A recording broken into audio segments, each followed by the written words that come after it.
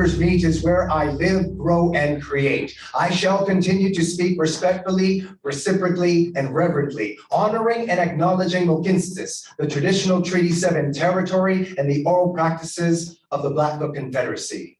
Siksika, Kainai, Piikani, as well as the Eyahe Nakota and Tsuut'ina nations.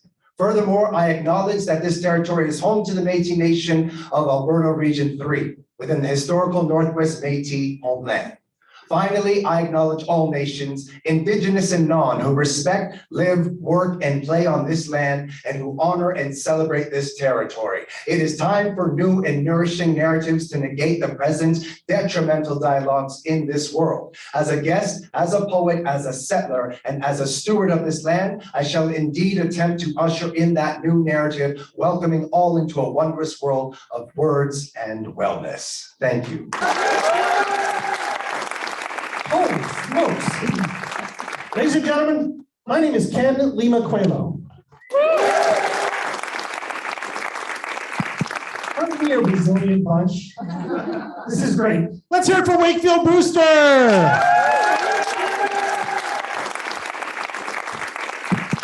We're going to figure out the microphone stuff a little later. For the first time, Wakefield is, of course, our poet laureate here in our community. We're so lucky to have that program. Started 10 years ago, and the Calgary Foundation was actually instrumental in the inception of that program. And we're very proud of the powerful words for many, many years, and certainly now that it has brought. One more time for Wakefield.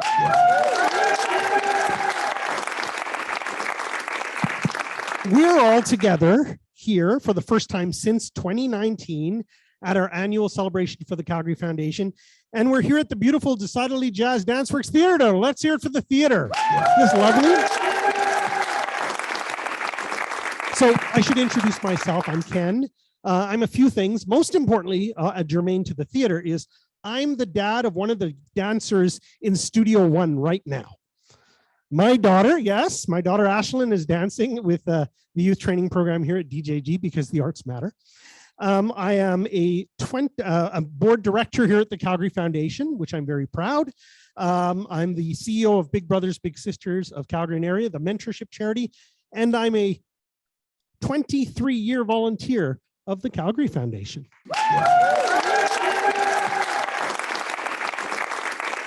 As is often the case these days, ladies and gentlemen, things are a little bit different this time. This is a hybrid event, so really, let's all give a huge round of applause, not for the people comfortably sitting on their couches, but for all of us who showed up with hard pants on. Let's hear it for us. Huh? That's something. I've got a couple of goals for you tonight. One is to hear some very impactful and interesting and thought-provoking speakers. And the other one is my own personal goal, which is to get through this event without having to clarify my remarks tomorrow. All right.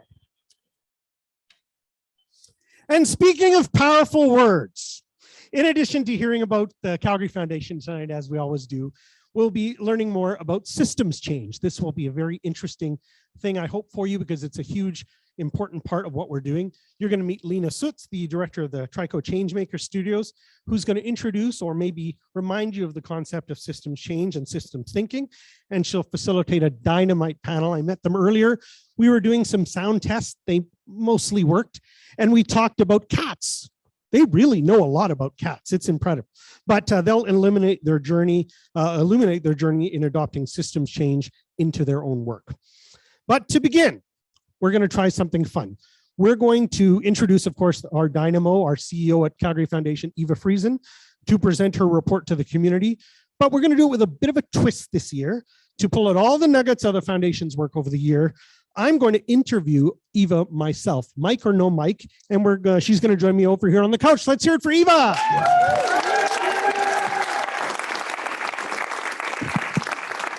They strapped one to you. That was smarter. Come on, lower your expectations. We had a pandemic, people. You know, it's been 2 years and we're out of practice. I think so. There must be something like that. Down there, I spilt my wine. I should probably not have been having them. Don't worry. I told Stan that if something goes wrong, I'll just swap it in. And I'll tell you, Ken, last night I dreamt about you. I like where this is going. So last night I was coming to the Vital City event. It was happening and I was at home madly, frantically searching for the Zoom link because I was about to get interviewed by Ken and I could not find that Zoom link anywhere. I was in an absolute sweat and a tizzy. And then I realized it was in person. And I thought, oh my God, he's introduced me. I'm not there. How fast can I get there? And then I woke up. And Ken, I've been sitting here since noon. Well, that's all you get. It's all hair and makeup now at this point. Eva, let's get to the number. It's the second year of operating under these crazy conditions and figuring out all the things we're figuring out. And even working remotely. I know your team has been remote working for a while. How's it been? More importantly, what have you learned? Well, and I'll ask for the first slide to come up because one of our duties by our act is that we report our finances to the community. So this is that event and they're up there on the first slide. So there you have it. And there's a lot more detail in the annual report, which you can see online or get in hard copy. But I think more importantly, 2 years later into the pandemic, what have we learned? Well, if you'd have told me 3 years ago that we would work remotely and not lose any productivity and accomplish all of our goals, I'd have said you were nuts. But in fact, we have. We have not lost anything. Staff have amazingly served donors and served charities in grant making and working collaboratively, albeit virtually. And we haven't lost a beat and we haven't lost productivity. And I'm frankly surprised by that. So that's a big learning. Tell me why you're surprised though. Well, I would have thought we couldn't work remotely. Strangely, we've always had a remote work, flexible work policy. People could always work from home. And often if there was a snowstorm or the washing machine repairman came or kids were sick, they did. But nobody used it for any other reason that wasn't legitimate. And we learned through pandemic that, people are committed to the work and they work wherever they are and the work gets done very beautifully. I learned, despite the pandemic and all the constraints, I believe people have developed more caring and compassion for each other. And that's a beautiful thing. It is. There are some impressive numbers up there. 37 million in new contributions, 61.7 million granted in the last year. The one that I want to zero in on though is the 767 million granted to the community since 1955, 67 years ago. That's a lot of money. Give me a sense. There's a strong dialogue right now in philanthropy in the sector about endowments and their relevance in the face of great needs today in society. What is your response to that discussion, considering how much money that we're activating in the community, but that tension is still out there? Tell me about that. The endowment model, which is you invest the capital and you give grants from the income, was the vision of the founders 67 years ago for the Calgary Foundation. It was not their vision to raise money annually. Others did that, but they wanted to create an enduring funding source, a sustainable source for the charitable sector. And people would give the money, usually in their passing through their estates. That was the way it started 67 years ago. And they would entrust leaders of the day to grant it in the community to the greatest needs of the day, to help people they themselves would never meet, and to solve and address problems that they could not even imagine. The value of endowments to community, and we'll have that next slide up because I love this slide. Take a look at one fund in the Calgary Foundation. It was started 25 years ago with $1.1 million.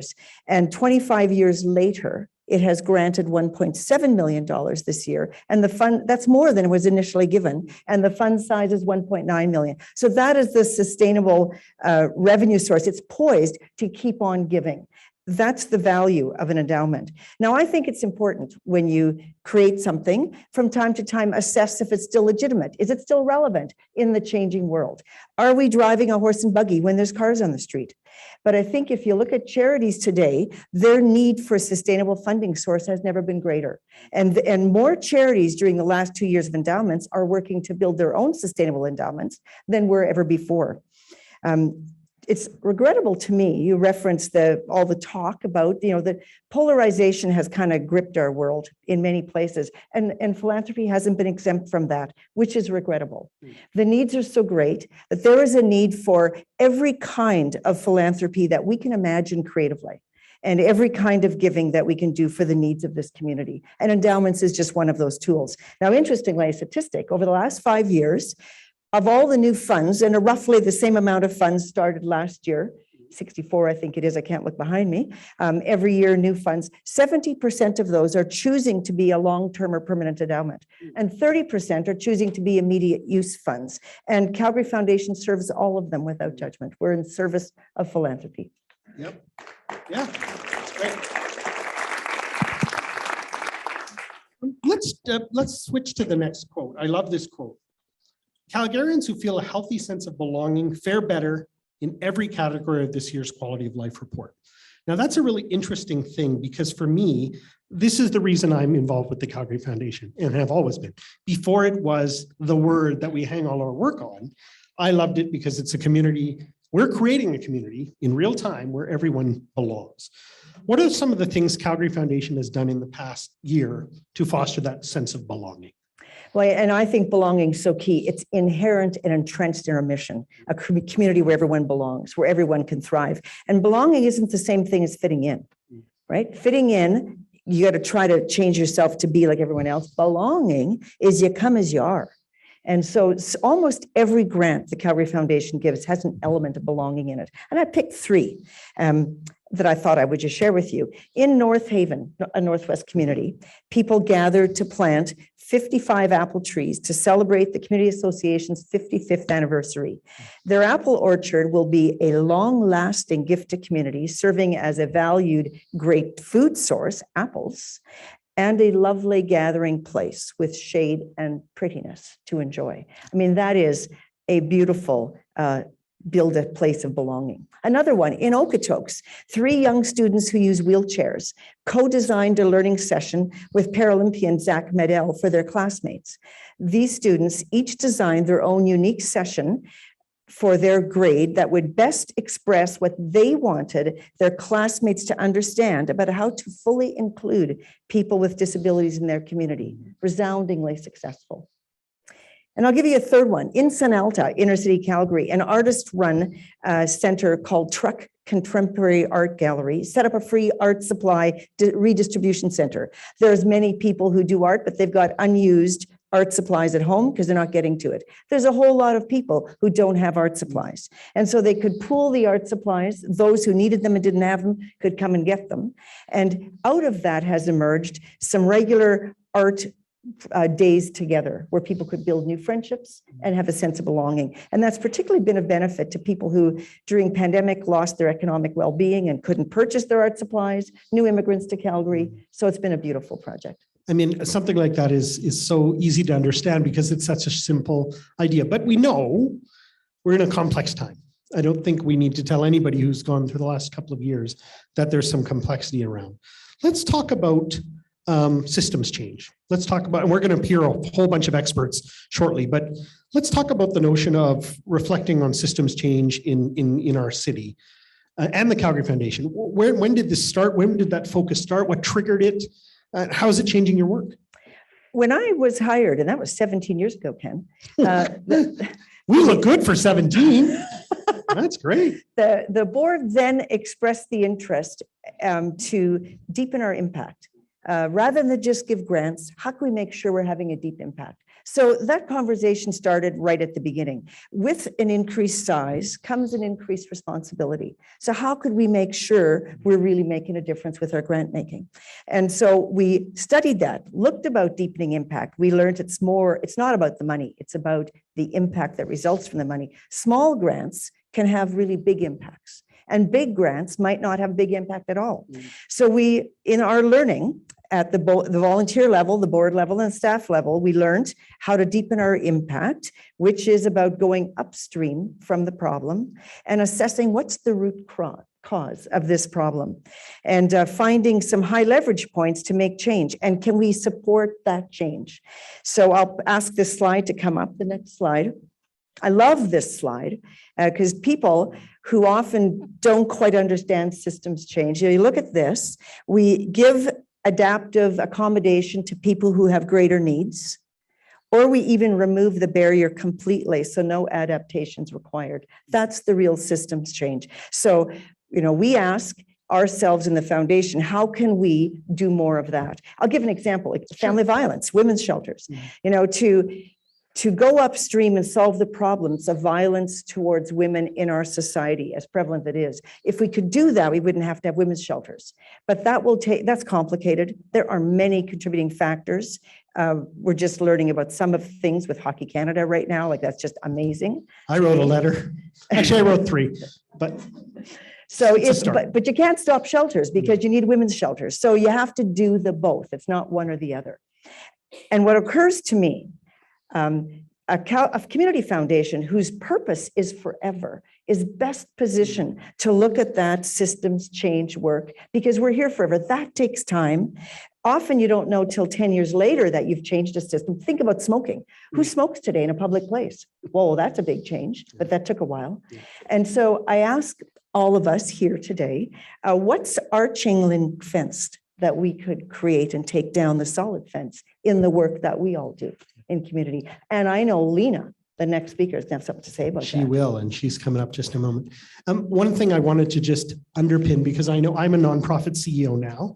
I wasn't one of those the last time we sat down and did this, and it's a wonderful challenge. It's kind of scary some days, but it's fair to say that the Calgary Foundation, although it's looking at big systems and looking at undercurrents and making those system level changes, they're still going to fund us, right? They're still going to make, you know, things happen for these beautiful projects that are being talked about right in our lobby downstairs, correct? Absolutely, Ken. Yes. Promises. I've got it on tape, people. Who's recording this Zoom? Thank you very much, Eva. And just on a personal note, thank you to you and your team. Your team over the past 2 years have been fast, and they've been nimble, and they've been compassionate, and they even gave up their chairs so you could all sit in here, and they're in your office next And you door. know what, Ken, don't feel too sorry for them. They're eating all the leftovers. Ladies and gentlemen, Eva Friesen.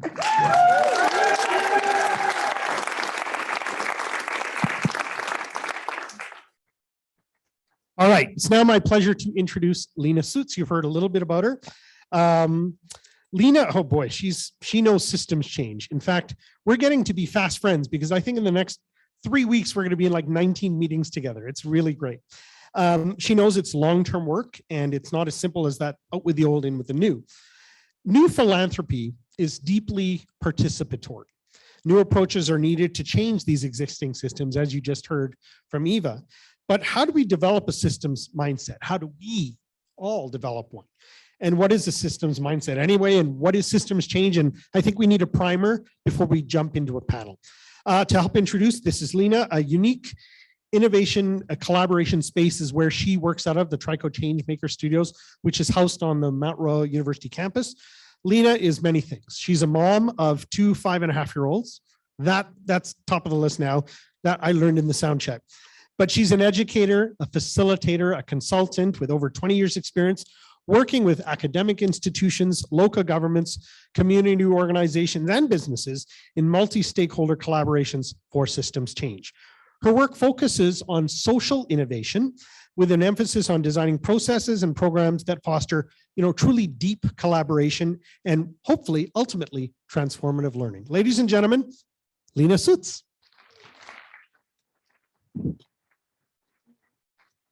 Okay. Is this on?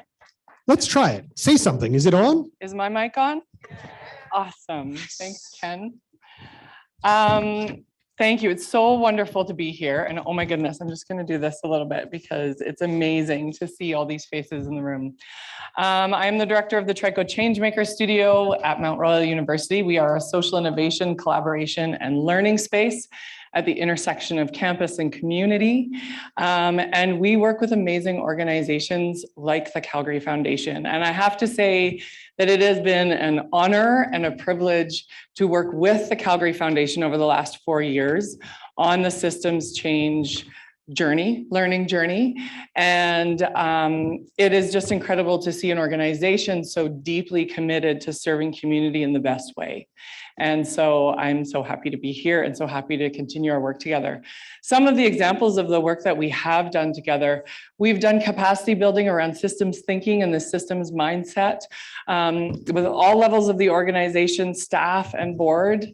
We have looked at systems mapping for how to better fund mental health in Calgary. We do an annual collaboration on reconciliation and systems change that's coming up actually next week, which I'm very excited about. And I would say the thing that is very, very exciting is last year we launched the Nonprofit Resilience Lab, which came out of a conversation that we had during the COVID-19 early days of the pandemic to say the nonprofit sector is struggling, but some of these challenges have been around for a long time. And it's just the pandemic that is highlighting them and actually showing us some other parts of the system that might need attention.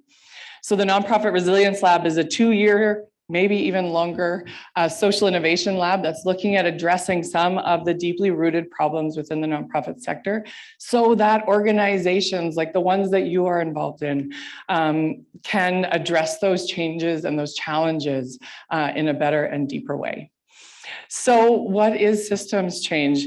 I don't have time to give a primer, and there are so many more exciting people, especially on our panel, who can talk about that work in a real way.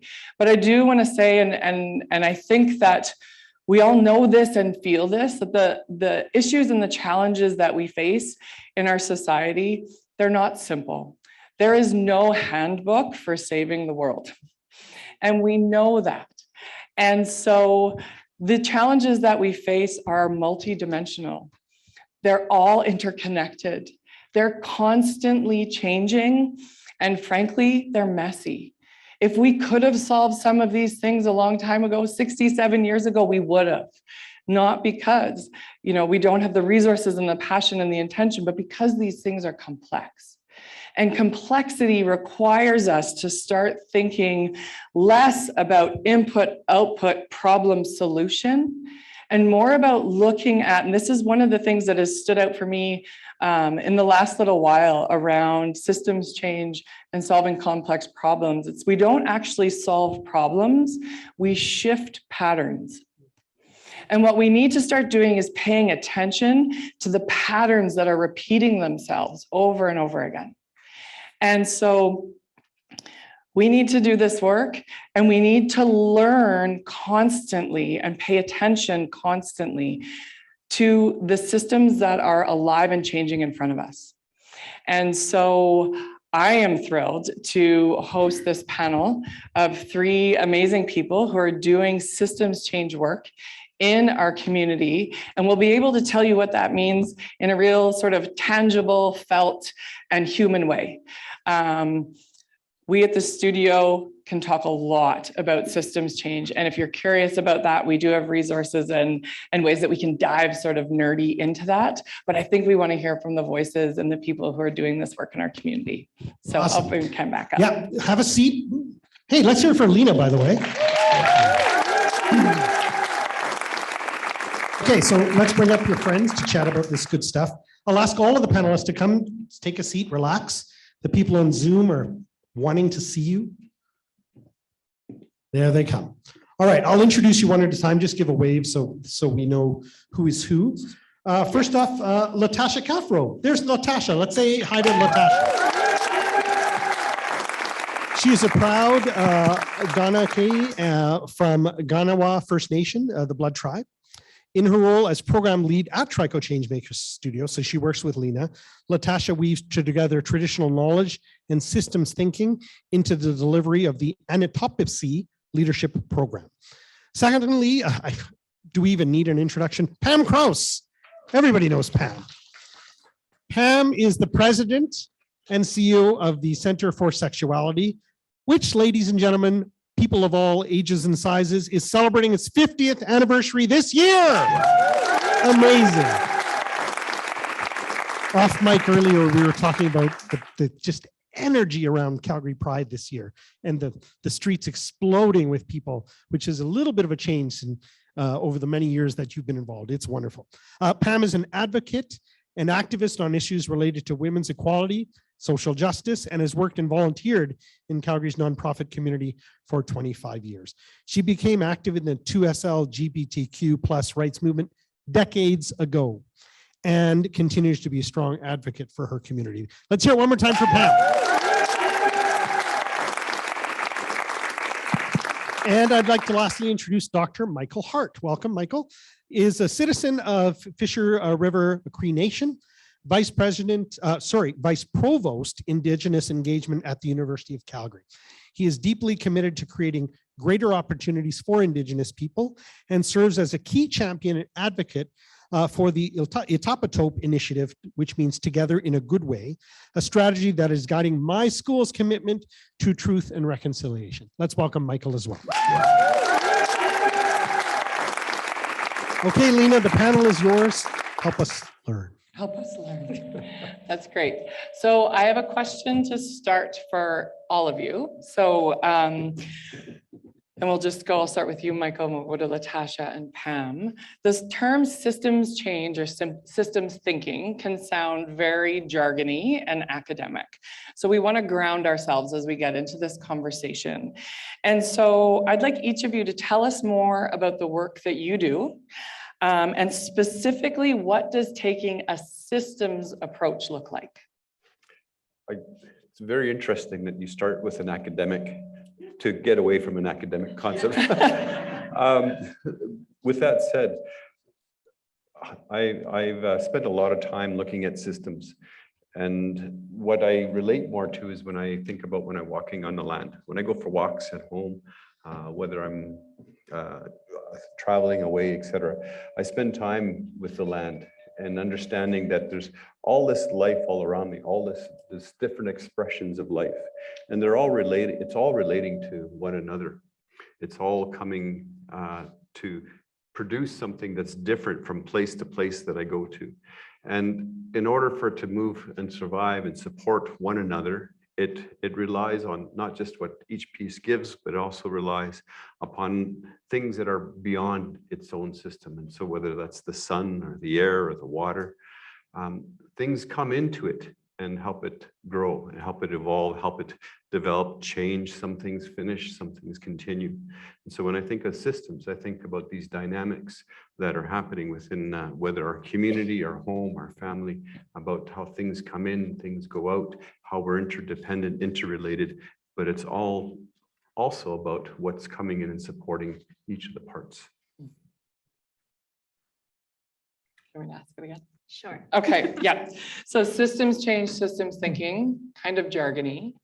And so what does that mean for the work that you do? So tell us a bit more about the work that you do and what taking a systems approach looks like. Yeah. So I run the Anitisi Student Leadership Program based out of Mount Royal University.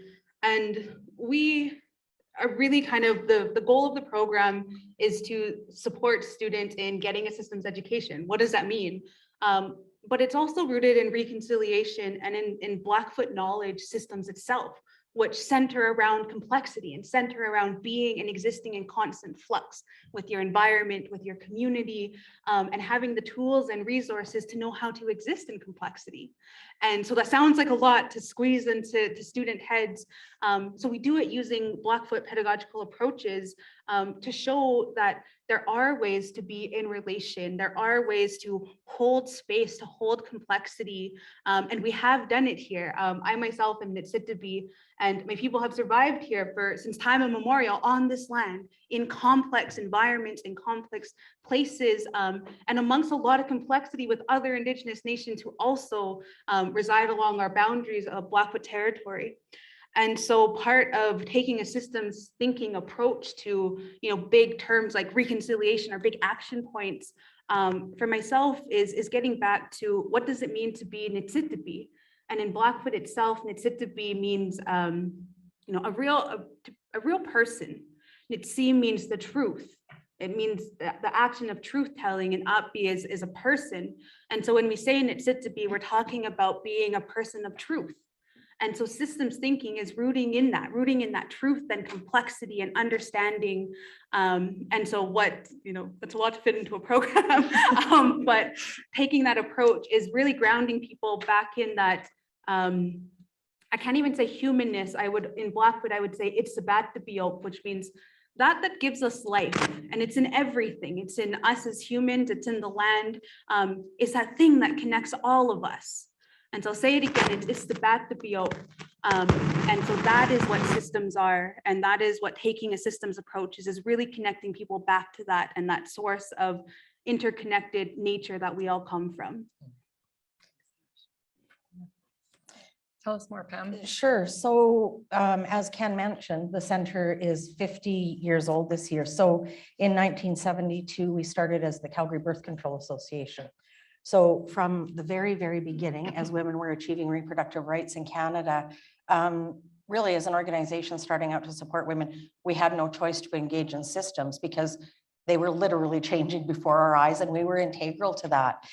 Our founders of the organization, it's so interesting to me, they really had a very strong vision around that support, the rights, the movement of feminism.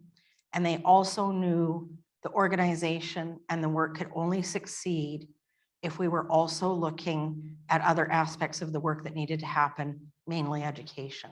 So really from 1972, the organization also became very engaged in universal sexual health education.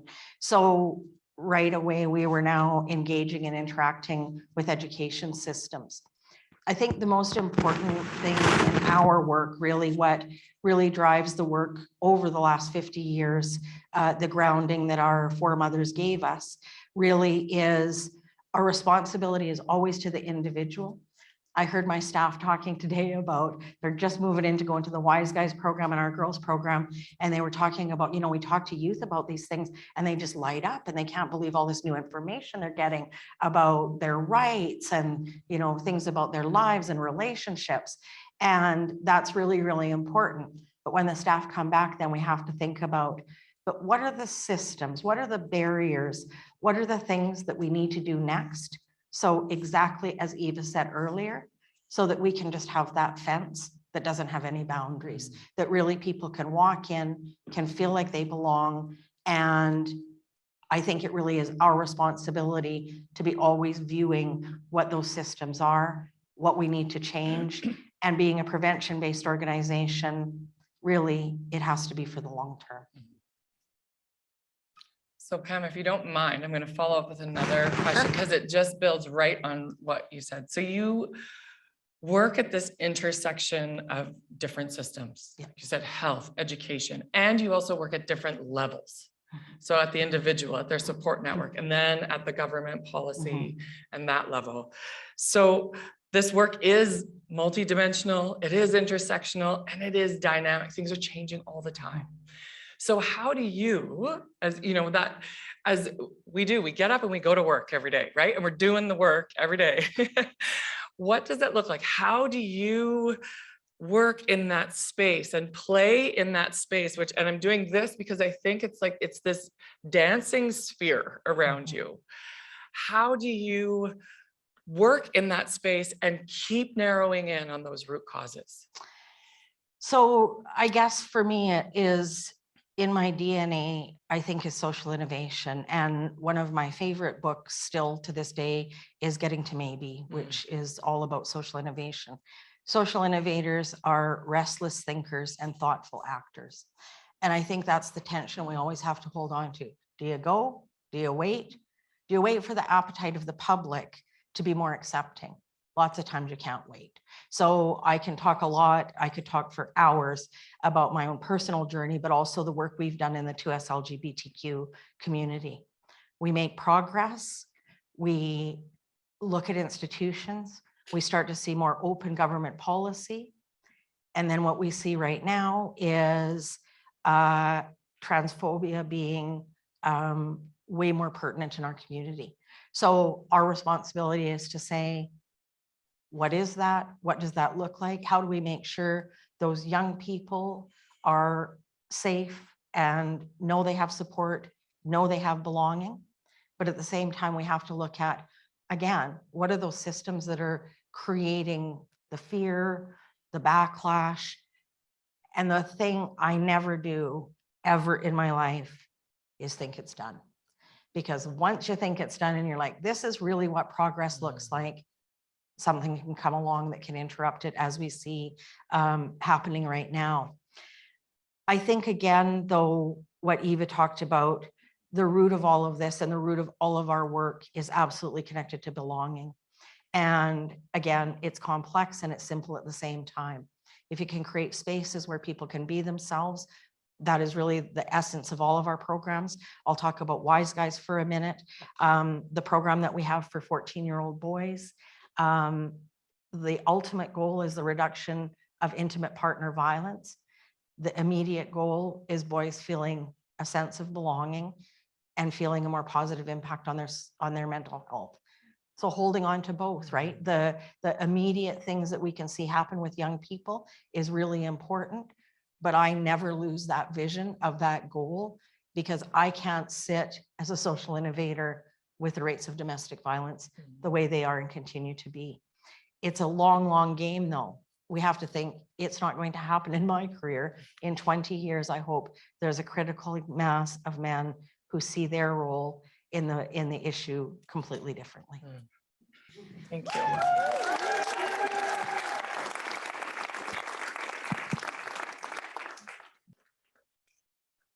Dr. Hart, I have a question for you. Working within a large institution to transform it from within is not an easy task. I also work in a university, but many of us work in large organizations, institutions, and there are deeply rooted systems, structures, and mindsets that in some cases feel almost antithetical to what you're trying to do. And so I love the concept of shared space that you have in the Indigenous strategy. And I would like you to tell us a little bit more about the processes within this space. It's one thing to declare a space, but what are the processes within that space? And what does the journey to transformation look like? What does it entail? That's a lot to cover. Okay, so sorry. I'll start with the journey piece. It's a recognition that whether individuals or groups of people, that we're on a journey. For many of the Indigenous nations, journey makes a lot of sense in terms of why we're here. We have our creation stories about why we're here. We have processes to guide us while we're here. Here being this world, this community, this place. We have these ideas about walking through. We have things like sacred paths or spiritual paths or red road. And so we have this idea of journey. So in terms of a journey then, we see that when the students come to the University of Calgary, that they're on a journey, that it's a life journey, and they come to a point where they are figuring out, where's the next part going? What does that need to do to keep moving in the next part? Our strategies is called etapa to, and it refers to a place where you stop, you rest, you rejuvenate. And so we understand that to mean that people are stopping, resting, rejuvenating in order to be prepared to continue in their journey. Now, it's not truly a rest. Like, I don't see a lot of students sleeping. I'm not in the classroom, but it's about the rest in terms of preparing yourself in terms of the learning and the tools that you're going to gather. In order to do that, people have to feel welcome. People have to feel that they belong. So your commentary earlier about belonging is really important. People have to feel they belong and that they're part of. People have to feel that they're being nurtured to be able to contribute both in terms of their own life, their family's life, their community's life. So the system in of itself then plays a role in each person's journey. In order to make that all come to fruition for an individual to feel safe, to feel like belonging, et cetera, you have to create this environment. And this environment is about shared space, that whatever somebody comes in with, it's going to be respected. Whatever gifts that somebody has or is developing, it's going to be honored. Whatever that somebody's going to say, we're going to respect that and give time for that to set in, give time for that to to grow, to become something new. So shared ethical space is about when you and I could come forward and we can maintain a sense of who we are and contribute from a place of who we are and receive from a place of who we are, that we're not forced to be something different. So that idea of shared space, shared ethical space is nurturing all of that. We're trying to do that at the university by creating this space, by ensuring this space, both in terms of physical reality and creating spaces for people where they can sense themselves, but also conceptually. So things like Indigenous knowledges, things like our own values, our own perspectives, that may be reflected in other systems or in other pathways, but for certain are part of who we are as Indigenous peoples, whether we're Blackfoot or Cree, or whether we're another nation, that we're able to take these and work with them. So shared ethical space is both conceptual, but it's actual real physical space where people have a sense of belonging, contributing and receiving and maintaining who they are. Thank you. Tasha, this thread of belonging, it wasn't even planned. It's just happening. And I think it's beautiful to hear the different ways that's showing up. So Natasha, the Anita program is deeply experiential for students and rooted in both land and community. Can you share with us what it means as the lead of this program to actively engage students in witnessing, experiencing, and also challenging the systems that they are in front of them in real time? And what I'll build into this is a question around accountability. And what does accountability look like in that process? Yeah. So first off, it's hard. Convincing students to leave the campus once they've got onto the campus is incredibly hard. And when I'm going to follow this sort of belonging, because Anita, we look at belonging. Part of what the students do is, they have to examine their family tree. Many of them have never been asked, not where do you come from, but who do you come from? Who are you accountable to? When you go home, who are you thinking about? Who are you caring about? What is that spark that brings you awake every day? And part of that process and accountability is telling them who I'm accountable to in all my actions. Many will say, well, you're accountable to MRU. I'm like, am I? When really I'm accountable to my grandma. She's the one who passed on this knowledge to me. It was her grandmas who passed on that knowledge to her. It was them who rooted that sense of belonging and understanding, that compassion and that understanding of complexity. And so I'm accountable to her. I'm accountable to my children because it's them who's going to carry it on. I'm accountable to these students who go on this journey with me, and I get to be on this journey with them. Some of my major accountabilities, I got to get them food all the time, which I'm very grateful to the Calgary Foundation because we get to buy pizza a lot.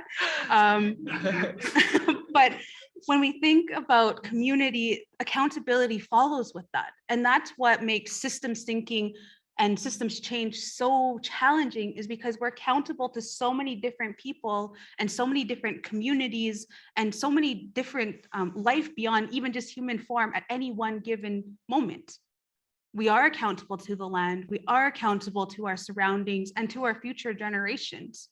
And so when we think about that complexity, just like my companion here was mentioning about how we take complexity and we see it across generations. We rooted in belonging and we rooted in community, and in lots of Indigenous communities in their teaching process, they root in community.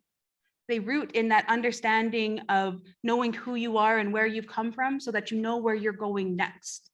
And that is how we show accountability. And so bringing students along in that journey, it looks like many different things. It can look like making a family tree. It looks like bringing them out onto the land and showing them how to be, how to lay tobacco down and how to be in existence, to show that they have that connection, whether they're settlers, whether they're new immigrants, whether they're Indigenous students that may be from outside of Blackfoot territory, showing their commitment and relations to the land when we go outdoors, showing their commitments, to reconciliation work. And part of building in those sense of belongings, because it's no easy thing that we're trying to do when we talk about like reconciliation as it's big, as the big vastness that it is. But what we do is we rehumanize, we reconnect on that level again. And that is really at the heart of kind of what we do when we bring students out, and they have to experience it. And part of the ways that they experience is that I have to experience it with them. That means I have to share stories of when things didn't look so great in my life. I have to share stories of how I wiggled around exams at MRU and navigated that system, of how systems have failed me, of how I've failed systems, of how at times I've failed my community, and of through these different Blackfoot teachings of how I overcame and continued to move forward. I think an important piece of systems, and when we think about systems change, is so many times we get isolated and stuck in, I don't know what to do, and every next step feels like the wrong step.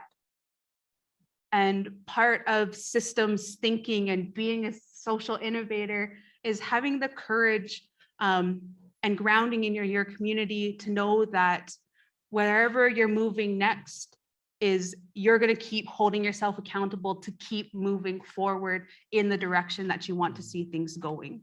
And so even if it's the wrong step, you're going to keep going until it's the right one.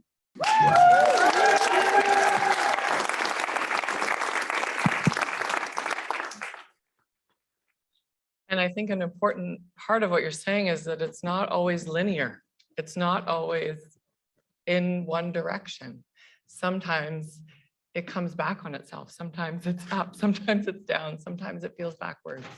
And that's an important, I think, piece to embrace. And it's a tension, and there is a lot of tension in this work. It's the both and that you're talking about. And there's a new book out called Both And that I'm super excited to read, because there is that. We often have to hold things that don't feel like we can actually hold them together, but we need to. So as a final question, because I think we might be coming up on time, but I'm going to ask it of all of you to consider this notion, and Pam, you sort of alluded to it a little bit, that I call patient urgency, which feels like an oxymoron, but it is patient urgency, that there is so often this urgency, a very real urgency to meet the deep demands and needs of our community right now. While at the same time, and as Eva mentioned, that this work of systems change, if we're actually getting at that root to transform the systems that are causing the problems that we're trying so desperately to address, that takes time. And so often we won't see the fruits of our labor, or we won't see that change, maybe even in our own careers or our own lifetimes. So we hold both. We hold the urgency to take care of those needs, to meet those needs that are real right now for people in our community, and the patience required for systems change. How do you hold that tension? Any tips and tricks? Because that tension can feel overwhelming at times. Michael, I'll start with you. What comes to my mind when I think about that is some of the things that the elders that I've spent time with have spoken about. And so if you can picture a feather, and for me it's an eagle feather, at the bottom there's a very clear direction in terms of going forward, and so you have a stem there with no little, I don't know what to call them, but the little wee hairs. The first ones are really chaotic, and those little chaotic ones are all over the place. And that's what we're like when we're first engaging into something, is that we're chaotic and all over the place. But as we travel down that feather, they start becoming more uniformed. They start getting longer quite quick. Each of those little braids, each of those little pieces is something that we've done that may have taken us off our track. They're necessary, it's important, and that happens. And those are those urgent kind of things. Those are the kinds of things that come up in our life, and we feel like we have to go this way, go that way. But as long as we keep track of that whole feather, we'll understand that long-term piece, and we'll know that we have to have that patience to go through all of those steps, all of those little off-track pieces, because it's those pieces that are going to create our pathway through that whole piece. So understanding the big picture, in other words, while also recognizing all the little decisions that we have to make lead us down that path. Beautiful, thank you. Gosh, what does patient urgency look like for you? How do you hold that? Well, when I'm not kind of sitting in a chair hanging on, I'm usually like vibrating around. But and I'm gonna same thing, go off kind of what you were talking about as well. I don't have a really beautiful feather to talk about. And I excuse myself because I can't say the Blackfoot word, but in Blackfoot, there's a word describing everything comes in pairs. And I ground myself in that all the time, knowing that, you know, there's that urgency, there's just as there's this long-term strategy, you know, you might feel, you know, ungrounded, all of this stuff, but in that there's another flip side that's always there. And that sometimes these things, they balance, whether it be long-term, 10, 20 years down the road, or the next day, these things come around. But things really do come in pairs. And so knowing that, and knowing that things won't always be that way. And that's what you're working towards. And and I can go on and on about different Blackfoot stories and Blackfoot teachings, but even lots of Blackfoot creation stories that I have heard, they change. And that's what you're working towards, is to see that moment where you thought you knew and all of a sudden everything's different. And so that's what helps to keep me grounded, is like when there's that notion of flux, it's like, okay, we're in it.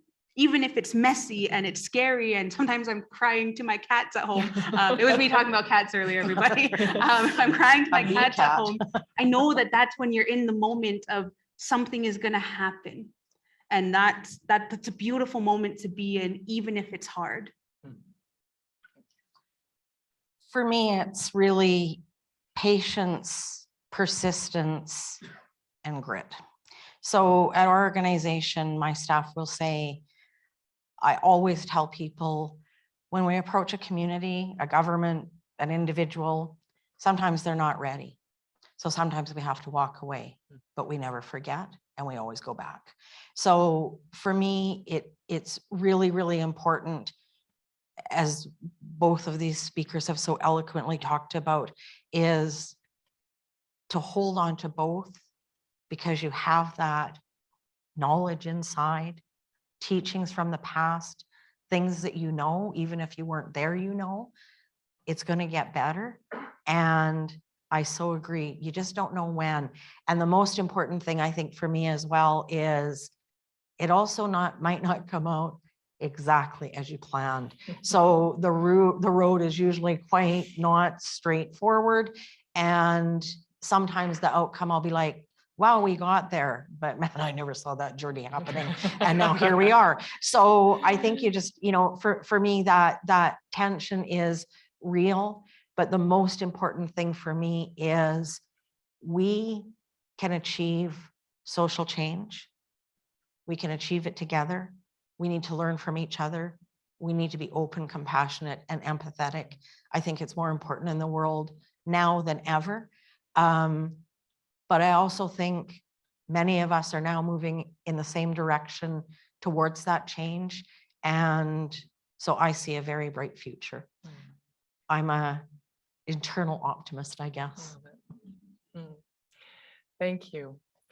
Thanks to all of you to be up here with the three of you listening to your stories. And I hope that we have all taken something, a story, a nugget, a piece of inspiration, understanding, a new way of thinking, or even a question with us that might change our own direction or our own mindset, or just connect us to each other a little bit more. So thank you to our panelists. Thank you to all of you. I'm going to pass it back to Ken. Your panel.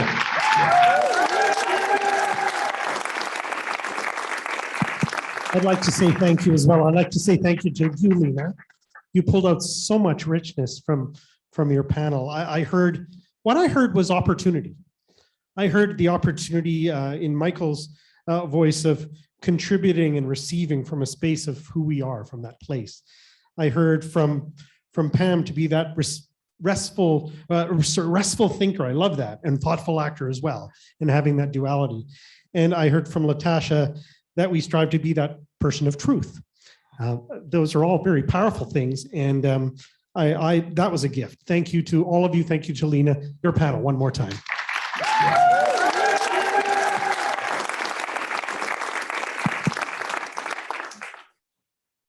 You can relax. You're off Zoom. All right.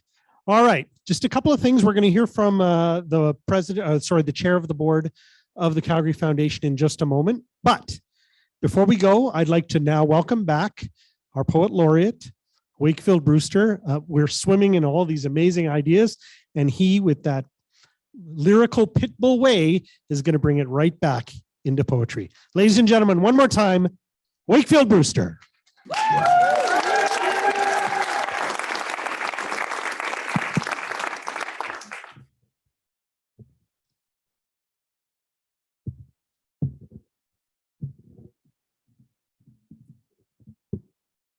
Can everyone hear me okay? Yeah, we're okay. Thanks for having me back. Thank you all for being here. We see life in straight lines. We presently look backwards. We ever forwardly cast our gaze ahead. And we believe that's a straight line. Often, if we are fortunate enough to live long enough, possibly at least experience long enough, you find you end up in the same place again, wherever that place is, changed. That means it's a circle, just bringing you back to geometry. And when we look at the circles in our lives, there is one big one, and that is the circle of life, and that always brings us back to the feminine. And I'd like to believe that when we employ more feminine laws, we swing that pendulum of all things in a better direction. My life has been enhanced by the women in it, really and truly. I thank them all, starting with my ma. Thanks, Ma, you got your props. Moving past my ma, there are women in my life who enrich it, enhance it, and help me enjoy it. I'd like to thank Eva Friesen for having me back to speak with you all and the Calgary Foundation. I'd like to thank Janice Francie for having me back and speaking with you all. And thirdly, I'd like to thank Heather Campbell, because Heather Campbell has become this serendipitous, as I put it out there in my media, a serendipitous presence, a pillar of presence in my life. She has come in right at the tail end of becoming Poet Laureate announcement and just before receiving the Calgary Black Chambers Award, Lifetime Achievement Award. And everywhere I see my sister, I can't see you now. Everywhere I see you, it is a better day. It's a better moment, and I just feel like a better person. So I would like to dedicate this poem to these three women.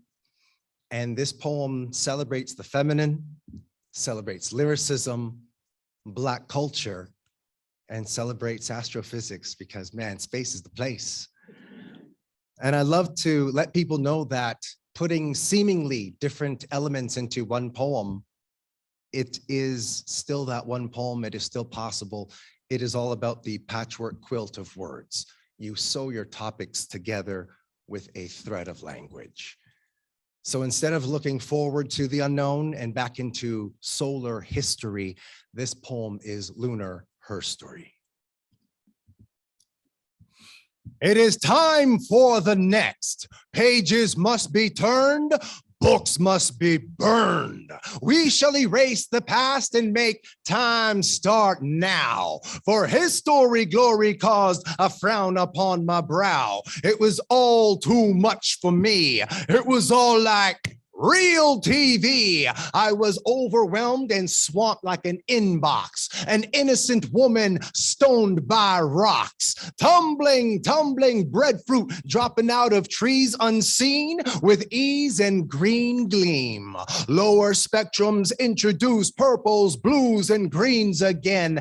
Don't you really remember when Mama said, eat your greens, eat your greens. Reflect on those words and tell me how it seems seems she knew more than she spoke. She birthed some mad thinkers, then the illogic broke. It broke and broke the back out. It stoked and smoked the blackout. And no one was prepared for what beast was unleashed upon the land. Stipulation and manipulation walking hand in hand. The illogic of language then became grand, convoluted and compromised through bloody blue and blackened eyes. The black looked into the night like its namesake, made the space-caper words come awake, lifted the level like a lyrical Lazarus, denied the slick grip we know that time has on us, spinning through space like sugar. We are the sweetest of stars. We stay redder than Mars. Giants like Jupiter, dusts and lunar winds, blowing throughout all of our travels,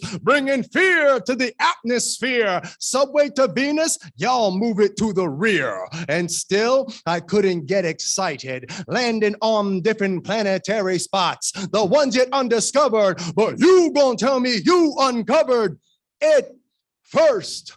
Prepare for the worst, for I am like the enemy in the lyrical arms race. Call me the Black Russian, because I made it first to space, and then got celestial, frightened for the style is quick, fast. See, dark speech move like that, so you don't know what happened. Traveling at the speed of light, that's why we call it rapping. Her story is the one to listen to. She brought all of us here to do what we do, and I have always loved her. Call her the moon, but really she's the sun. So I call my brother son because he shine like one, as we all should be inside the Milky Way womb that we all call she.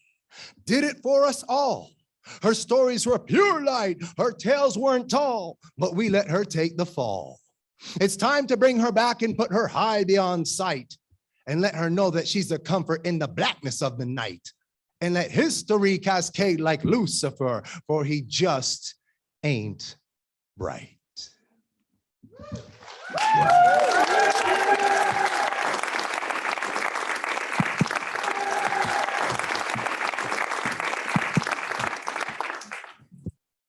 All right. Thank you, Wakefield. He just energizes. He is as captivating as that tie and pocket square, let me tell you. Woo! Orange, love it. All right, before we send you off into the night, ladies and gentlemen, boys and girls, everyone, it is now my pleasure to introduce, sort of virtually, my fellow board member, John Fisher, who unfortunately couldn't be here tonight. Not so unfortunately, he's visiting family in Ontario, so he's joining us online from out east. John is a lifelong educator, the director of a Niskum Center at Mount Royal University, John Fisher is. He is passionate about leading institutional change and has been a member of the Calgary Foundation board since 2014, just becoming board chair earlier this year. I get to be in a lot of meetings with John. He is an amazing guy. John took kindly to pre-record his remarks, so I'd like to introduce you via film strip or whatever we're using, Mr. John Fisher. Thank you for the introduction, Ken. It's wonderful that for the first time since 2019, the Calgary Foundation is hosting the event with a live audience in the beautiful, decidedly jazz dancework theater.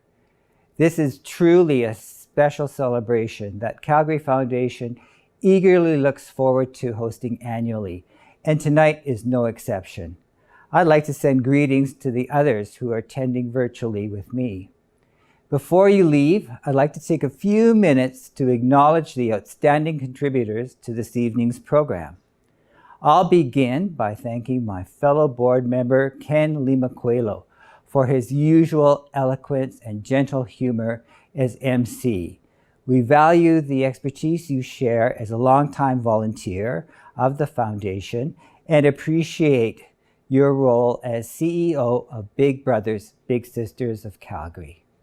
I'd like to acknowledge Poet Laureate Wakefield Brewster for opening our event with his thoughtful poetry, delivered with such enthusiasm and passion. We are supporters of the art community, and this goes hand in hand with co-created and innovative change-making community. Next, I'd like to thank Eva Friesen for her report to the community. These past few years have posed many challenges. Our ability to be nimble in our collective roles is a credit to Eva and the team at Calgary Foundation. I so enjoyed the conversation that you held with Ken this evening. With gratitude to Dr. Michael Hart, Pam Krause, and Latasha Kaffrobe, thank you for sharing your systems thinking journey. By reimagining relationships and creating new connections, you're using your influence to create real change. Kinanas Domitananao. I would also like to acknowledge friend Lena Soots, Director of Trico Changemakers Studios, for guiding the compelling conversation on systems thinking. It's an important approach to embrace and deepen the impact of our relationships and shared work. I'm pleased to let you know that Calgary Foundation has partnered with the Trico Changemakers Studio to present the Changemaker Conversations Project, a space for generative dialogue, meaningful connection, and inspiration. Changemaker Conversations will inspire new ways of knowing, being, and doing, and will engage our head, heart, and hands as we engage in such topics as right relations and racial equity, well-being and belonging, and environmental sustainability. To learn more about this project, you can visit Calgary Foundation's website or follow the social media channels. Please watch for the release of Calgary Foundation's annual Quality of Life report at the end of October. This report reflects the perspectives of 1,000 Calgarians and illuminates issues and realities that need our collective support. In closing, whether you're in the DJD Theatre or watching online with me, on behalf of the Calgary Foundation and its Board of Directors, I'd like to thank you all for joining us this evening. Good night.